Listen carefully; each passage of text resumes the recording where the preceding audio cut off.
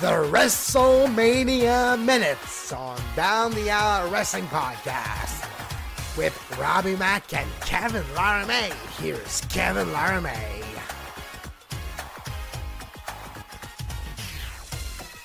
WrestleMania 19. Dare to dream, Rob.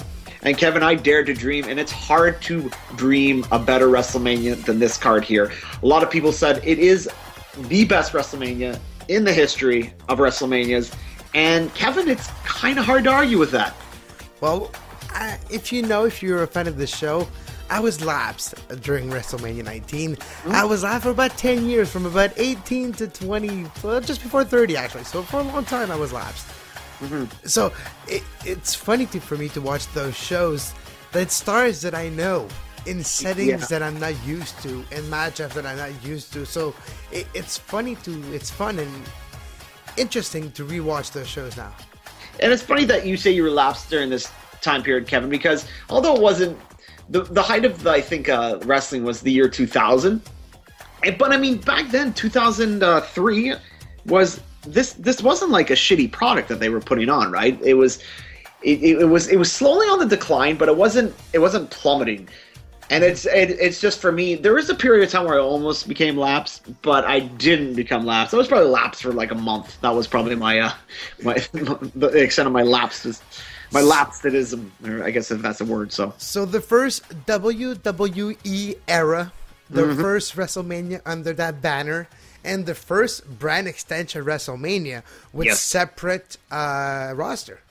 Yeah, it was presented by Raw and SmackDown, and pretty soon, I don't know if there was any WrestleMania. I think there was a couple WrestleManias, but there was WrestleManias even presented by Raw, SmackDown, and ECW. Yeah, Kevin, there was a lot of stuff going into this year. The Rock had just come back from a hiatus.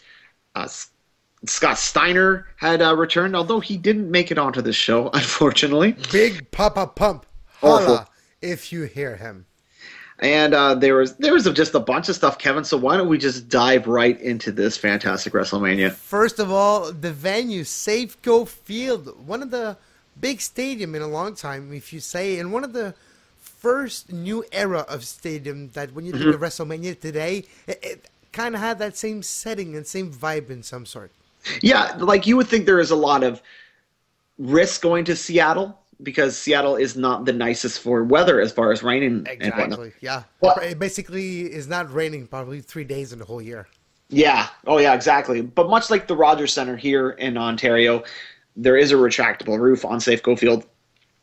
And it was funny, Kevin, because they had ran the Skydome the previous year. The previous year before that, it was the Houston Astrodome. True, it wasn't the first stadium, but it had a different look, though. For me, that's what it felt like. Yeah, and then so they started running stadiums, and then they go back to the arena the next year, which I understand because it's WrestleMania 20. You go back, and I think they went back to the arena the year after that too. I think, again, you and I have discussed that going to stadiums for WrestleMania isn't that old of a thing. It's only about 7-8 years old where it's etched in stone that every year it's going to be a stadium show. Yeah, it was. You're right.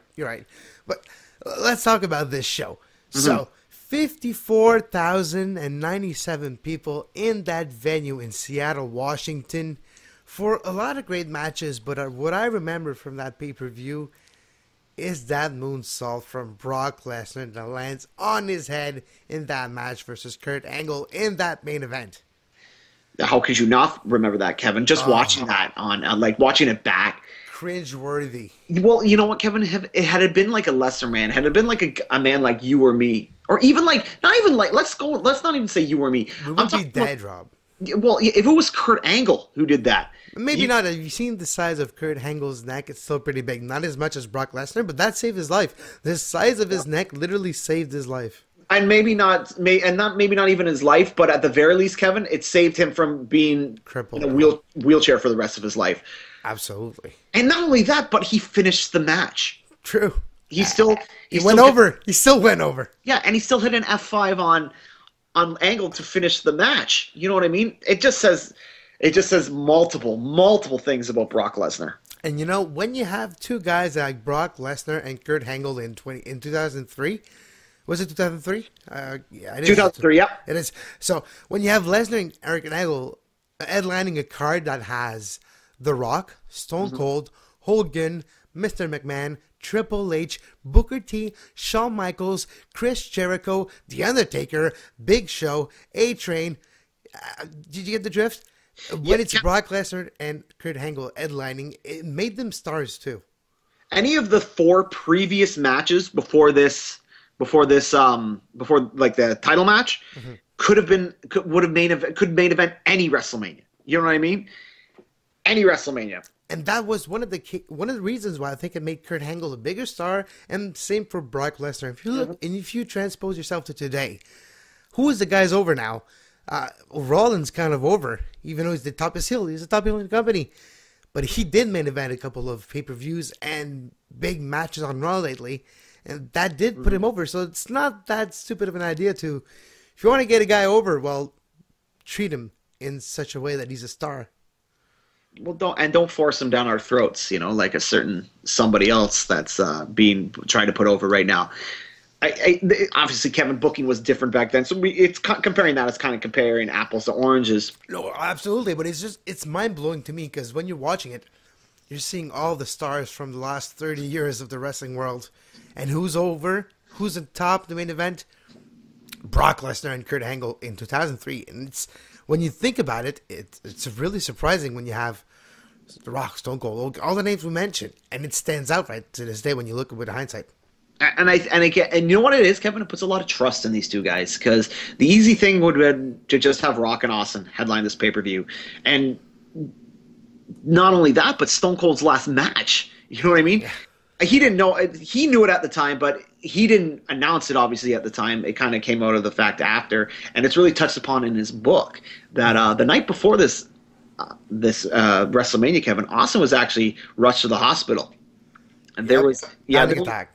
Yeah, he had a panic attack where he couldn't breathe. His heart was pounding out of his chest.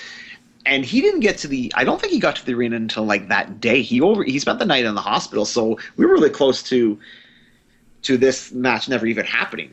And if you're looking at his vest that he's wearing on that night, famously has 3 letters. Usually it has SOB or something like this. This time, famous OMR, one more round. One more round. And it really was. And yeah, so the fact that Lesnar and Angle main evented this WrestleMania when it could have easily been Rock and Austin for the safe bet, it just shows a lot of trust in these guys, and that's something that WWE is lacking nowadays. Is they're not showing the trust in enough guys to, you know what I mean? Yeah. But at the same time, it's a double-edged sword because they're going to have Cena further down the card at WrestleMania this year, and they're probably going to show Trust and Reigns. But I mean, it's being forced down our throat, right? So it's got to be booked properly, and it's got to be done properly for us to get behind it. All right, what is your favorite match on WrestleMania 19? Fuck, Kevin, this was hard. I'm not gonna lie. There was, at the end of the day, I have to go with Rock and Austin because I've gone with Rock and Austin on the other 2 pay-per-views, the other 2 WrestleManias they fought at. I just thought that these two, again, and you and I have talked about it. We talked about it at WrestleMania 17, that these two had magic in the ring, just pure magic. And this match was no exception. And the fact that you find out what you found out before, with Austin having the panic attack and stuff, and he comes back and has this type of match. And I don't know, maybe I'm just a sucker for heartwarming moments, but it's just was cool to see at the end of this I love you moment. Yeah, when The Rock leans over and says something to Austin. You can't see what he says to him, but it was more. I think it was along the lines of "Thank you for everything you've done for me." No, actually, famously, it was "I love you, man, and thank you." Yeah, and how cool is that? And it's just, I don't know. At the end of the day, it's cool to see that. You're right. For a guy like The Rock, that's not known for having the biggest of a heart, the most gentle human being, and the most easiest to be around, that kind of moment really stands out in his career when he had that kind of tender moment in the ring with Stone Cold. Cool to see. Anyway, it was cool to see, and The Rock finally gets his WrestleMania win against Austin. Yep, finally beats that toughest son of a bitch inside the squared circle. at the mains. But Kevin, there was three, like this and two other matches could have been my favorite. So it was really a coin toss. But at the end of the day, I'm going to go with the one that makes me feel the most nostalgic about the event. Exactly, and that's the one where The Undertaker goes 11-0 in a handicap match versus the Big Slow. I still, honestly, to this day, Rob, one of my favorite laughing moments in my entire wrestling watching career was when The Rock did the first, "Oh, here comes the Big Slow." I just thought it was so hilarious and so clever. It's really not hard. Sorry, it's really hard not to laugh at that is the word I was looking for. Kevin, you mentioned, to this day, it's making me laugh. So it's almost 20 years ago now. Sorry. Well, so he did his job. Kevin, you mentioned the Big Slow and the A Train taking on the Undertaker, but who was the Undertaker's partner supposed to be? I don't remember that. Okay, well, there's probably a good reason why you don't remember this, Kevin. Undertaker's partner was supposed to be Nathan Jones. Who the fuck is Nathan Jones? Well, I will catch you up, Kevin. If you relapse at this time, Nathan Jones was a huge guy, Australian. He was an Australian guy, and he was I think he was a prisoner in the Australian system. Anyways, long story short, Kevin, I don't think they trusted this guy to work with the Undertaker. I don't think they thought he was a little too green to do this match. He comes out at the end and interferes and helps out the Taker, even the odds a little bit. But they go on a tour of Australia. They get to Australia, and Nathan Jones says, "I'm just going to stay here," and that's how he left the company. Yeah, he wasn't along too long. He wasn't around too long.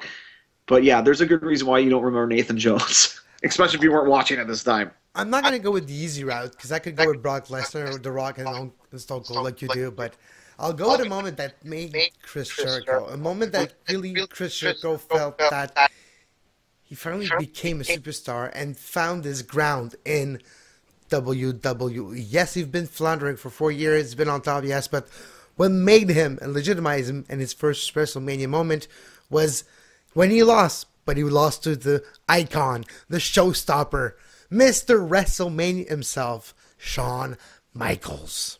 And they have the cool moment at the end of this match where they pretend to like Jericho pretends to hug him, and then he gets hit in the nuts, and then he just kicks him in the balls. Yeah, Kevin, this was probably it was a toss up for my favorite match. I loved any. This is really coming in the era of when Shawn Michaels puts on a match at WrestleMania. It's the match that's going to generally steal the show. You know what I mean? Showstopper, man. Yeah, of course. And another great match, and even though it was not a 5-star classic, but it was just kind of cool to see, was Hogan and McMahon. Absolutely, 20 years in the making. Well, maybe 10 years in the making then. Triple H versus Triple H. Hulk Hogan, Mr. Hulkamania versus Mr. McMahon. A street fight. And if Hulk Hogan would have lost, he would have been forced to retire, even though he probably retired about 20 times since then. Oh, at that point, I mean.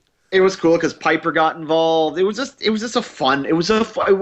Every year they have those fun matches at WrestleMania, and this match was just fun. Again, it was entertaining to the fact that obviously it wasn't a 5-star mat classic, but it was fun. It was the gimmick battle royal of that WrestleMania. Yeah.